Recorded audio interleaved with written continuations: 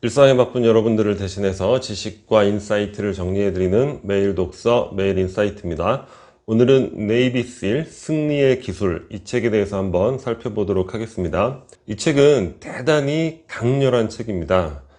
핵심 메시지를 이처럼 단순하게, 강력하게 어떤 전달받은 책이 있었나 기억을 해봤을 때 뭐 딱히 떠오르지 않는 것 같아요. 그 정도로 핵심 메시지가 아주 단순하면서 강력하죠.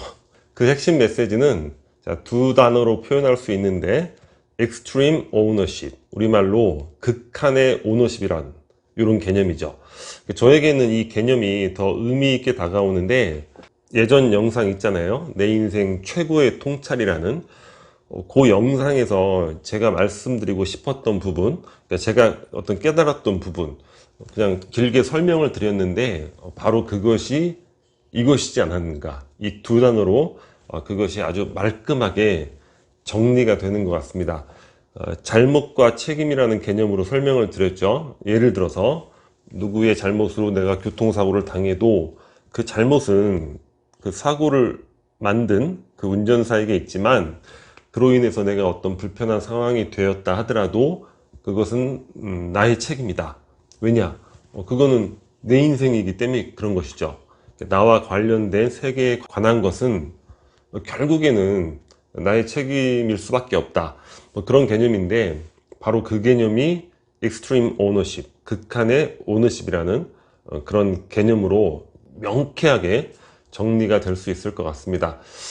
이 책을 보면서 그런 생각이 좀 들었어요. 우리 과학기술 보면 대다수가 전쟁으로부터 나오게 된 것들이라고 하죠. 뭐 군사용 목적으로 개발된 것들, 우리가 지금 사용하는 이런 인터넷조차도 군사용 목적으로 만들어진 거잖아요. 이루 헤아릴 수 없이 많죠. 그런데 그런 과학기술, 이런 문명의 발전, 이런 것들이 전쟁, 군사용으로 나왔는데, 아니 이런 리더십조차도 이 네이비 3라는 전쟁을 실행하는 군대 조직에서 어떤 최상위 수준의 리더십이 나온다는 거, 묘한 느낌을 갖게 되는 것 같습니다. 아무래도 전쟁이라는 게 어떤 극한의, 그러니까 생명을 거는 거잖아요. 목숨을 거는 것이고, 그러니까 모든 것을 거는 것이기 때문에 무엇이 되었든 간에 뭐 과학기술을 개발을 하던, 리더십을 발전을 시키던 몇 배 이상의 어떤 역량들을 집중시킬 수 있게 되는 것이고, 그럼으로 인해서 좋은 이러한 결과들이 나타나는 것이 아닐까. 그리고 보면 뭐 NBA 참가자들이라든가 뭐 성공한 경영 리더들, 손자병법이나 뭐 클라우제비치의 전쟁론 늘 끼고 다닌다는 거 아니에요? 왜 그랬는지 어느 정도 이해가 좀 되는 것 같습니다. 그래서 이 책은 재미도 굉장히 있어요. 근데 전쟁에서의 뭐 어떤 에피소드도 막 손에 땀을 쥐게 하는 그런 내용들이 있고, 그리고 그 내용에 해당하는 또 경영 컨설팅의 사례가 또 구체적인 에피소드로 나오고 있거든요. 아주 강렬하게 유용한 그런 책이고, 따라서 누군가에게는 뭔가 인생을 바꾸게 도와줄 수 있는 그러한 아주 대단히 좋은 책이 아닐까, 이런 생각을 해봅니다. 책의 내용에 대해서 몇 가지 인사이트를 얻어 볼 텐데, 먼저 극한의 오너십입니다. 아까 말씀드렸듯이 극한의 오너십이라는 것은 이제 전체 인생에 또 적용을 해볼 수 있는 사항인데, 여기서는 리더십의 한정에서 적용을 한번 해보도록 하겠습니다.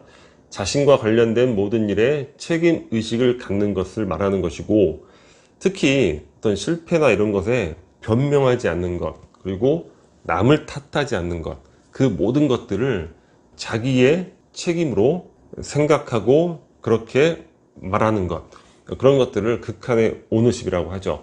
팀의 성과를 높이기 위해서 끊임없이 노력을 하고, 또 좋은 성과, 업적이 나왔을 때 그것을 팀원들에게 어떤 돌리는 자세, 이런 것들이 리더십 부분에 있어서의 극한의 오너십이다.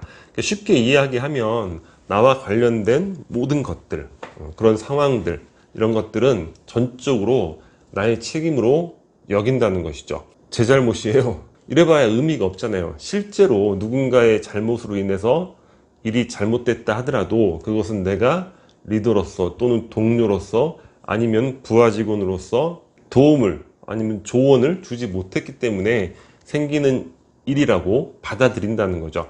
그러므로 인해서 내가 발전을 위해서 무엇을 해야 할 것인가, 그런 것들도 더욱 생각할 수 있게 되는 거고, 여러 가지 이제 노력하면서 성장해 나갈 수 있다는 그런 개념입니다. 리더가 이러한 극한의 오너십을 발휘하면 모든 것들은 그렇죠. 좋은 것이든 나쁜 것이든 근처에 다 전염이 되잖아요. 하품도 전염이 되듯이 리더의 극한의 오너십은 팀 전체에 전염되어 승리하는 조직 문화로 자리 잡는다. 이게 궁극의 조직의 승리가 되는 것이죠. 나쁜 팀은 없다. 오직 나쁜 리더만 있을 뿐이다. 우리가 어떤 팀이 실적을 못 내면 뭐 팀원의 전체적인 수준이 나쁘구만 뭐 이렇게 생각할 수 있는데, 이 책의 저자들은 전혀 그렇지 않다는 거예요. 나쁜 팀은 있을 수 없다고 합니다. 오직 리더가 나쁘다는 거예요.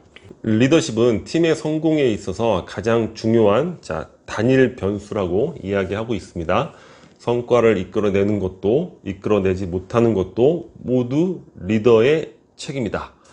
네이비실 훈련생들 사례를 이야기하고 있는데, 여러 조들이 있겠죠. 엄청난 무게의 고무보트를 들고 뭐 이렇게 해변 갔다가 뭐 헤엄도 치고 모래사장 달리기도 하고 이렇게 쭉 코스를 돌아서 결승점에 도착을 하는 건데, 여러 조 중에서 1등을 하면 그 다음번 훈련이 열애가 되는 거예요. 그러니까 대단한 거죠.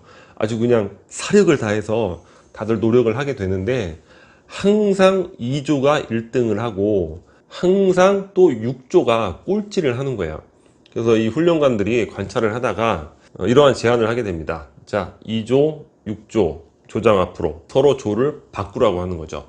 6조, 만년 꼴찌를 하던 6조 조장은 쾌재를 부른 거죠. 내가 운이 나빠서 저런 수준이 떨어지는 팀원들한테 가서 고생을 했는데 내가 이제 2조에 가면 1등을 하겠네.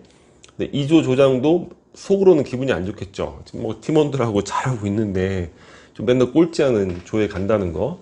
근데 결과가 어떻게 됐냐면, 그 다음에는 그 만년 꼴찌를 하던 6조가 1등을 하고, 만년 1등을 하던 2조는 2등을 하고, 이렇게 됐습니다. 그 다음부터는 6조와 2조가 서로 이제 1, 2위를 항상 다투는 이런 상황이 됐다는 거예요. 굉장히 재미있는 상황이 되는 거죠. 근데 그 이유에 대해서 이렇게 이야기를 하는 거죠. 만년 꼴찌였던 6조가 1등을 한 건 2조의 조장, 좋은 리더가 갔기 때문에 6조가 1등을 하게 됐다. 이렇게 설명이 가능하단 말이에요. 근데 과연 2조는 그러면 왜 그 꼴찌하던 리더가 갔는데 어떻게 계속 1, 2위를 다툴 수 있게 되었는가? 이거는 아까 말씀드렸죠. 리더의 극한의 오너십은 조직 전체에 전염이 된다고. 그러니까 2조의 그 팀원들이 극한의 오너십에 다 이미 단련이 되어 있었기 때문에 리더가 바뀐다 하더라도 그러한 그 수준 높은 팀의 성과가 한 번에 와해되거나 이렇진 않게 됐다는 거죠. 여러 관점에서 유의미하게 고민을 해볼 만한 그런 에피소드인 것 같습니다. 이 일을 왜 해야 하는가? 이거 정말 중요하죠. Why? 이 책에 조코 소룡이 그 사령부로부터 작전 지시를 받는 거예요. 앞으로는 이라크 군과 협동 작전을 하라. 협동 작전을 하지 않으면 작전을 허가하지 않겠다. 그래서 네이비실 대원들이 전부 다 분노를 하게 되는 거예요. 왜냐하면 이라크 군의 그 수준이라는 게 그 아주 세계에서 최악이다, 이렇게 보면 되는 거예요. 뭐 슬리퍼를 신고 이렇게 나오질 않나, 뭐 어떻게 하면 도망갈까 이 생각만 하고. 근데 네이비스는 뭡니까? 세계 최강의 부대죠. 아니 저 이라크 군과 협동작전을 하다가 우리가 죽을 수도 있는데 도대체 저 사령부는 왜 이런 얼토당토하는 지시를 하는 거야? 막 분노를 하는 거죠. 현장에서 직접 리드하는 조코 소령이 고민을 하게 됩니다. 왜? Why? 왜 이런 얼토당토하는 지시를 했는가 고민을 하게 되는 거죠. 그 고민의 이제 결과가 무엇이냐면, 현지 이라크 군을 양성해서 그 이라크 군들이 자기네 지역을 직접 지키게 하지 못하면 과연 그 지역을 누가 지키는가? 그러면 미군이 계속 지켜야 된다는 거죠. 그럼 네이비실 대원들은 집에 가지도 못하고 몇 년 우리 아들 손자까지 계속 여기를 지켜야 하지 않는가. 그래서 우리가 이 지역을 안정화시키고 우리도 돌아가기 위해서는 반드시 필요한 일이구나. Y에 대해서 스스로를 설득하게 되는 거죠. 그리고 뭐 한 개인으로 따져도 얼마나 그 위풍당당한 조직원들입니까? 네이비실 대원들이 불러놓고 회의를 하는 거예요. 다들 막 원성이 대단하죠. 조코 소령이 이야기를 합니다. 만일 이렇게 하지 않는다면 누가 여기를 지키게 되는가? 계속 질문을 하는 거예요. 누가 지키게 되지? 누가 지키게 되지? 그러니까 대원들도 깨닫게 되는 것이죠. 그래서 어렵게나마 그러한 지시를 받아들이게 되는 겁니다. 바로 why. 그러니까 무엇을 해야 하는지 이걸 말하는 건 너무 쉽죠. 뭘 하시오. 하지만 그것만으로 우리 인간에게는 깊이 설득되지 않는 측면이 있다는 것이죠.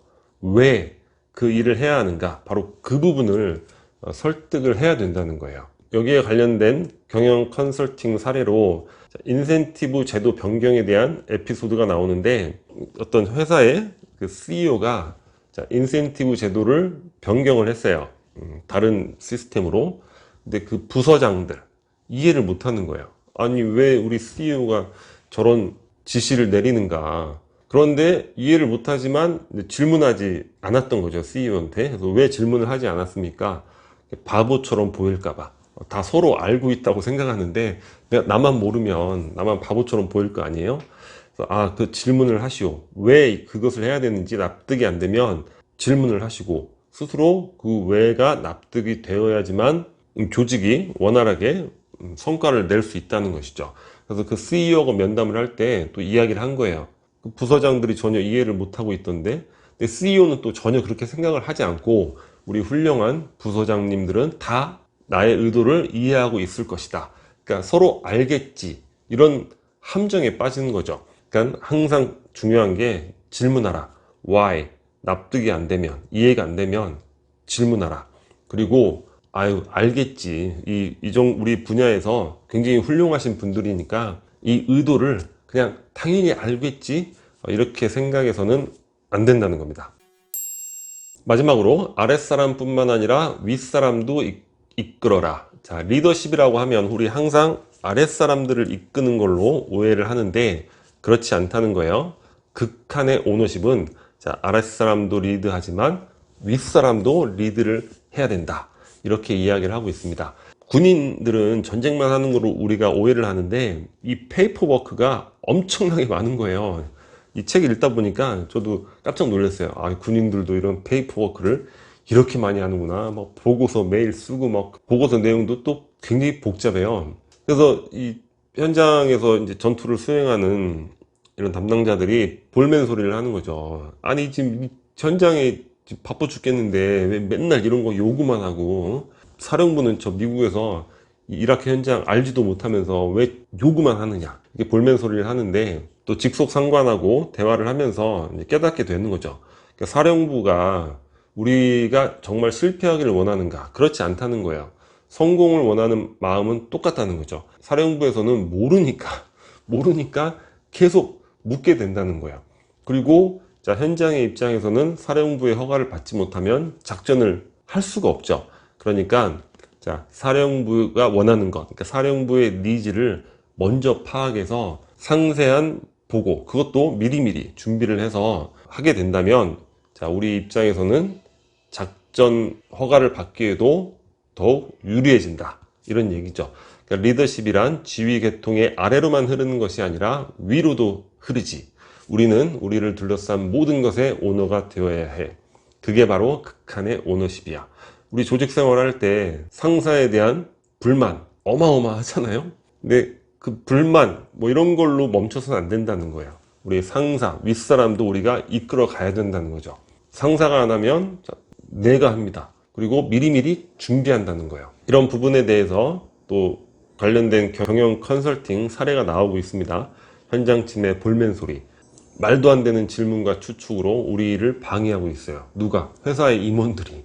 그래서 네이비실 컨설턴트가 바로 그 군대에서의 경험담을 통해서 아주 말끔하게 문제를 해결해주고 좋은 성과를 내게 된 사례들이 나오고 있습니다. 이 책은 아까 말씀드렸듯이 내용도 굉장히 재밌고 또 메시지가 너무 강력하고 유용합니다. 누구에게나 저는 인생 최고의 책이 될 수도 있는 그런 책이라고 생각을 합니다. 꼭 한번 살펴보시고 여러분들 삶에 적용을 해보시기를 조언드립니다. 극한의 오너십. 자, 오늘 영상은 여기서 마치도록 하겠습니다. 여기 캐리커처가 구독 버튼이고요. 구독과 좋아요 많이 부탁드리겠습니다. 감사합니다.